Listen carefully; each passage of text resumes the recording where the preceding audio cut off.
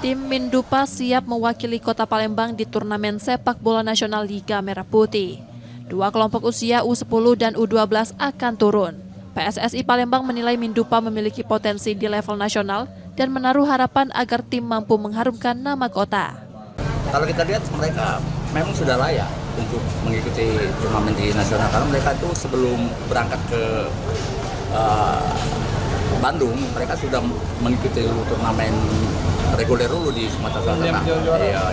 Ya kalau target ya saya berharap semoga ya kita tidak menutup kemungkinan, kita inginnya semoga anak-anak bisa meraih hasil yang baik ya dan juara di turnamen tersebut di turnamen Merah Putih tersebut.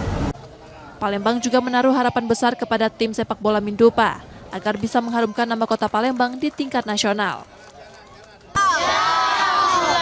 Menjadi juara. Sudah persiapan, sudah latihan. Sekitar 2 minggu. Oh, 2 minggu ya. Sebelum turnamen, tim menjalani persiapan selama 2 minggu dan optimis meraih prestasi. Nur Muhammad, Kompas TV, Palembang, Sumatera Selatan.